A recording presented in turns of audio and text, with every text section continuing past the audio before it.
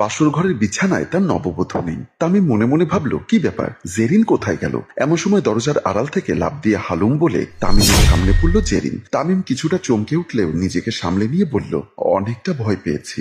জেরিন তামিমকে শক্ত করে জড়িয়ে ধরে বলল, এতদিনের স্বপ্ন আশা আজ পূর্ণ হলো, আমি তোমাকে আমার করে পেলাম। হঠাৎ তামিমের কানের কাছে হাসির শব্দ ভেসে আসলো। বিছানার দিকে তাকাতেই তামিমের হাসিটা যেন কালো মেঘে ছেয়ে গেল। তামিম দেখতে পেল বিছানার কোণে বসে তার বড় ভাই বাবু হা হা করে হাসছে। তামিমের হাত পা কাঁপা শুরু করলো। আস্তে আস্তে জেরিনকে ছেড়ে দিল। জেরিন বুঝতে পারলো তামিমের হাত পা কাঁপছে। জেরিন বলল, কি হয়েছে তোমার, তুমি এভাবে কাঁপছো কেন? তামিম কি বলবে বুঝতে পারছে না। ভয়ে আতঙ্কে তার চোখ বড় বড় হয়ে গেছে। জেরিন কিছুই বুঝতে পারলো না কেন তামিম এমন করছে। জেরিন তামিমের দুই বাহুতে হাত দিতেই তামিম জেরিনকে ধাক্কা দিয়ে সরিয়ে দিয়ে দৌড়ে রুম থেকে বের হয়ে গেল। জেরিন অবাক হয়ে গেল, দৌড়ে রুম থেকে বের হয়ে গেল। তামিম হাঁপাতে হাঁপাতে খাবার টেবিলের সামনে এসে জগ থেকে গ্লাসে পানি ঢেলে ঢকঢক করে এক গ্লাস পানি সব খেয়ে ফেললো। পেছন থেকে জেরিন এসে তামিমের পাশে দাঁড়িয়ে বলল, কি সমস্যা তোমার? মনে হয় তুমি ভূত দেখেছো। কাপা কাপা কণ্ঠে তামিম বলল, সত্যি আমি ভূত দেখেছি। কি বলছো তুমি? ভূত আসবে কোথা থেকে? আমি আমাদের বাসর ঘরের বিছানায় বাবুকে দেখেছি। কথাটি শোনা মাত্র জেরিন চমকে উঠল। আমাকে দেখে হাহা করে হাসছে। আমি তোমাকে বোঝাতে পারবো না সে কি ভয়ঙ্কর হাসি। জেরিন আমতা আমতা করে বলল, তামিম তুমি কি আমাকে ভয় দেখাচ্ছ? আমি তোমাকে ভয় দেখাচ্ছি না, আর আমি তোমার সাথে মজাও করছি না। যেটা বলছি সত্য বলছি। কিন্তু এটা কিভাবে সম্ভব? এটা তো একদম অসম্ভব। আমিও জানি এটা অসম্ভব, কিন্তু বুঝতে পারছি না আমাদের বাসর ঘরে বাবু কেন আসলো। জেরিন আবার তামিমকে জড়িয়ে ধরে বলল, এটা তোমার মনের ভুল। চলো রুমের ভেতর চলো, আজ তোমাকে আদরে আদরে পাগল করে দেব। এতদিনের আমার শরীরের জ্বালা যন্ত্রণা জুড়াবো। বলেই লিপকিস করতে যাবে এমন সময় তামিম দেখতে পেল ঠিক জেরিনের পেছনে দাঁড়িয়ে বাবু তামিমের দিকে তাকিয়ে ভয়ঙ্কর সেই হাসিটা হাসছে। তামিম জেরিনকে সজোরে ধাক্কা দিয়ে দৌড়ে ড্রয়িং রুমের ভেতরে ঢুকে গেল।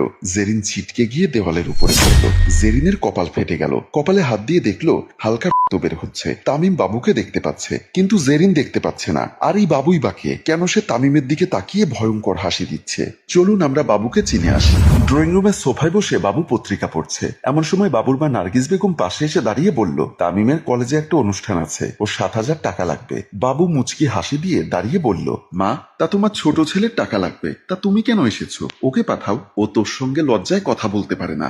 মা আসল ঘটনা এটা না। আসল ঘটনা হলো ও আমার কাছ থেকে একবার টাকা নিয়ে বন্ধু বান্ধবের সাথে উড়িয়ে দিয়েছে, কিন্তু কলেজের অনুষ্ঠানের টাকা আর দিতে পারেনি। এখন সেজন্য তোমাকে পাঠিয়েছে। পকেট থেকে 7,000 টাকা বের করে মায়ের হাতে দিয়ে বলল, মা তামিমকে অন্তত পড়াশোনাটা একটু ভালো করে করতে বলো। টাকা যখন যা লাগবে তোমাকে পাঠাতে হবে না, আমার কাছেই চাইতে বলো। আমার অফিসের সময় হয়েছে, আমি আসি। বলেই মুচকি হেসে ড্রয়িং রুম থেকে বের হয়ে গেল। একটা হোটেল রুমের বিছানায় একান্ত সময় কাটাচ্ছে তামিম ও জেরিন। একটা চাদরের নিচে দুজন দুজনার সাথে সম্পর্কে লিপ্ত হয়েছে। হঠাৎ ক্লান্ত শরীরে বিছানায় শুয়ে পড়ল তামিম। জেরিন কাপড় ঠিক করে তামিমের বুকের উপর মাথা রেখে শুয়ে পড়ল। এভাবে আর ভালো লাগছে না, এবার তো কিছু একটা করো। তামিম বলল, আমারও ভালো লাগছে না, এখন কি করব বলো? এই হোটেল রুমে তোমাকে খানিক সময়ের জন্য কাছে পেয়ে মন ভরে না। মন চায় সারাদিন সারাক্ষণ তোমার পাশে থাকি আর তোমাকে আদর করি, আর তুমি আমাকে আদর করো। কিন্তু এটা তো সম্ভব নয়। যতটুকু সময় হোটেলে তোমার সাথে কাটাই, এই হোটেলের ভাড়াও অনেক কষ্ট করে ভাইয়ার কাছ থেকে 9-6 বুঝিয়ে জোগাড় করতে হয়। আর তুমি যেভাবে আমাকে কাছে পেতে চাইছো সেটা কোনোদিনও সম্ভব হবে না। কেন হবে না? তুমি কি আমাকে ভালোবাসো না? হ্যাঁ ভালোবাসি। ভালোবাসি বলেই তো পাপ করছি। নিজের বড় ভাইয়ের বউকে হোটেল রুমে নিয়ে এসে তার সাথে সম্পর্ক করছি। কিসের পাপ? কোনো পাপ নেই। আমি তোমাকে ভালোবাসি, তুমিও আমাকে ভালোবাসো। আমরা দুজন দুজনকে বিয়ে করব। কিন্তু কিভাবে সম্ভব?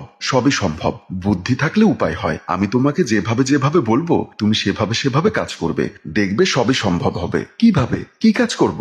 জেরিন তামিমের কানের কাছে মুখ নিয়ে ফিসফিস করে কি যেন বলতে লাগলো। জেরিনের কথা শুনে পলাশের চোখ বড় বড় হয়ে গেল। কাপা কাপা কণ্ঠে বলল, এটা আমার দ্বারা সম্ভব নয়। জেরিন বিছানা থেকে উত্তেজিত হয়ে দাঁড়িয়ে গিয়ে বলল, তাহলে তোমার দ্বারা কোনটা সম্ভব?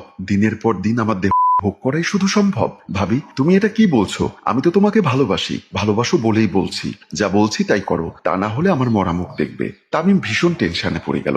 আমতা আমতা করে বলল, আচ্ছা ঠিক আছে। সন্ধ্যায় বারান্দার পাশে দাঁড়িয়ে বাবু উদাস মনে আকাশের দিকে তাকিয়ে গুনগুন করে গান গাইছে। এমন সময় তামিম দুহাতে দুটো চায়ের কাপ নিয়ে বারান্দায় এসে বাবুর পাশে দাঁড়ালো। বাবুর হাতে একটা চায়ের কাপ দিয়ে বলল, ভাইয়া বাহিরের পরিবেশটা খুবই সুন্দর, তাই নিজ হাতে তোমার জন্য চা বানিয়ে নিয়ে এসেছি। তুমি চায়ে চুমুক দাও আর গুনগুন করে করে গান গাইতে থাকো। তুই আমার মনের খবর কিভাবে জানলি? সত্যি এখন এক কাপ চা খেতে খুব ইচ্ছা করছিল বলেই চায়ের কাপে চুমুক দিল। বাহ, খুব দারুণ চা বানিয়েছিস। আসলে তামিম, তুই আমাকে খুব ভালোবাসিস, আমিও তোকে অনেক ভালোবাসি, তাই তো আমার ব্যবসার অর্ধেক পার্টনার আমি তোকে বানিয়েছি বলেই আবার চায়ের কাপে চুমুক দিল। বাবুর মুখে এমন কথা শুনে তামিম কিছুটা বিষণ্ণ হয়ে গেল। বিবেকের তাড়নায় অনুশোচনার আগুনে পুড়তে লাগলো। কিন্তু এরই মধ্যে বাবু চায়ের কাপ শেষ করে ফেলেছে। বাবু বলল, তুই তাহলে বারান্দায় দাঁড়িয়ে দাঁড়িয়ে চা খা, আমি একটু ওয়াশরুম থেকে আসি বলেই বাবু চলে গেল। তামিম কি করবে বুঝতে পারছে না, টেনশনে অস্থির হয়ে উঠল। বাবু বেডরুমে প্রবেশ করলো। বিছানার উপরে উঠে বসতেই বুকের বাপাশে ব্যথা অনুভব করলো। বুকটা চেপে ধরে জেরিন জেরিন বলে ডাক দিল। জেরিন দৌড়ে বেডরুমের ভেতরে এসে বিছানার কাছে দাঁড়িয়ে পড়ল। কি হয়েছে, ডাকছো কেন? আমার বুকে প্রচন্ড ব্যথা করছে, তুমি আমার পাশে বসো তো। জেরিন বিছানার পাশে বসে বাবুকে শোয়াতে যাবে, এমন সময় বাবু বুকটা শক্ত করে চেপে ধরে চিৎকার দিয়ে উঠল। বাবুর চিৎকার শুনে বাবুর মা ও তামিম দৌড়ে বেডরুমের ভেতরে চলে আসলো। বিছানার কাছে দাঁড়াতেই তারা দেখতে পেল বাবু গলাকাটা মুরগির মতো ছটফট করতে করতে বিছানায় পড়ে শেষ নিঃশ্বাস ত্যাগ করল। সবাই বুঝতে পারলো বাবু আর নেই। নার্গিস বেগম বাবুকে জড়িয়ে ধরে হাউমাউ করে কান্না করতে লাগলো। জেরিন ন্যাকা কান্না করতে করতে তামিমের দিকে তাকিয়ে মুচকি মুচকি হাসছে। তামিম ভাইয়ের মৃত্যুতে হতবাক হয়ে গেল। কিছুটা বিবেকের তাড়নায় বুকের ভেতর থেকে কান্না বের হতে চাইছে, কিন্তু চোখে পানি নেই। এভাবে কেটে গেল 1 মাস। একদিন এক উকিল বাসায় আসলো। বাসার সবাই ড্রয়িং রুমে উপস্থিত ছিল। সবার সামনে উকিল বলল, এই সম্পত্তির অর্ধেক বাবু সাহেব মৃত্যুর আগে তার ছোট ভাই তামিমের নামে লিখে দিয়ে গেছে, আর অর্ধেক তার স্ত্রী জেরিনের নামে লিখে দিয়ে গেছে। এই হলো তার দলিল। জেরিন বলল, আম্মা, এভাবে আর আপনাদের বাড়িতে থেকে আমি কি করব? আপনার ছেলে তো আর নেই, আগামীকাল আমি আমার বাবার বাড়িতে চলে যাব বলেই বাসার ভেতরে চলে গেল। উকিল বলল, আপনারা যদি কিছু মনে না করেন তাহলে আমি একটা কথা বলতে পারি। নার্গিস বেগম বলল, বলুন উকিল সাহেব, কি বলবেন? বাবু সাহেবের স্ত্রী যদি এক্ষুনি বাড়ি থেকে চলে যায় তাহলে এই সম্পত্তির অর্ধেক সে নিয়ে যাবে। তার চেয়ে বরং একটা কাজ করতে পারেন, আপনাদের সব সম্পত্তি আপনাদেরই থাকুক, সেই ব্যবস্থা নিতে পারেন। নার্গিস বেগম বলল, সেটা কিভাবে সম্ভব? তামিম তো এখনো অবিবাহিত, তামিমের সাথে জেরিনের বিবাহ দিয়ে দিন, তাহলে ঘরের বউ ঘরেই থাকবে, আর সম্পত্তি হাতছাড়া হবে না। তামিম কোনো কথা বলল না, চুপচাপ বসে রইল। নার্গিস বেগম বলল, তামিম, তুই কি এই বিয়েতে রাজি? তুমি যেটা ভালো মনে করো সেটাই করো বলেই বাসার ভেতরে চলে গেল। নার্গিস বেগমের মুখে হাসি ফুটল। উকিল সাহেব, আপনি খুব ভালো একটা বুদ্ধি দিয়েছেন, আমি যেভাবেই হোক বৌমাকে রাজি করাবো, সম্পত্তি আমি হাতছাড়া করব না। জেরিন কপালে হাত দিয়ে আস্তে আস্তে দাঁড়িয়ে বাসার চতুর্দিকে তাকালো। মনে মনে ভাবলো, তামিম এসব কি বলছে? বাস্তবে এটা কি কোনোদিনই সম্ভব? আমি তো কিছুই বুঝতে পারছি না। এমন সময় ড্রয়িং রুম থেকে একটা চিৎকারের আওয়াজ তার কানে ভেসে আসলো। জেরিন দৌড়ে ড্রয়িং রুমের দিকে চলে গেল। ড্রয়িং রুমে ঢুকতেই চমকে উঠল। সোফার পাশে ফ্লোরে পড়ে তামিম গলাকাটা মুরগির মতো ছটফট করছে। জেরিন দৌড়ে তামিমের কাছে এসে তামিমকে ধরে কান্না করতে লাগলো। চিৎকার দিয়ে তার শাশুড়িকে ডাক দিল। নার্গিস বেগম দৌড়ে এসে এমন দৃশ্য দেখে সেও কান্না করতে লাগলো। তামিম ছটফট করতে করতে শেষ নিঃশ্বাস ত্যাগ করলো। নার্গিস বেগম হাউমাউ করে কান্না করতে লাগলো। জেরিন কান্না করছে, কিন্তু একটা প্রশ্ন তার মাথায় ঘুরপাক খাচ্ছে। ভালো মানুষটা ড্রয়িং রুমের ভেতরে ঢুকলো, কিন্তু আমি আসতে আসতেই এর মধ্যে এমন ছটফট করে মৃত্যুবরণ করলো, কারণটা কি? এমন সময় জেরিনের চোখ পড়লো তার শাশুড়ির পেছনে। সে দেখতে পেল শাশুড়ির পেছনে দাঁড়িয়ে বাবু তার দিকে তাকিয়ে ভয়ঙ্কর হাসি হাসছে।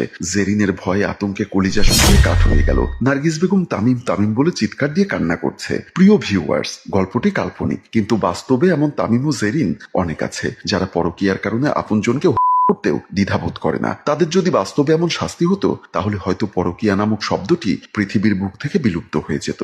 সেটা কি ভালো হতো? মন্তব্য করে জানিয়ে দিন।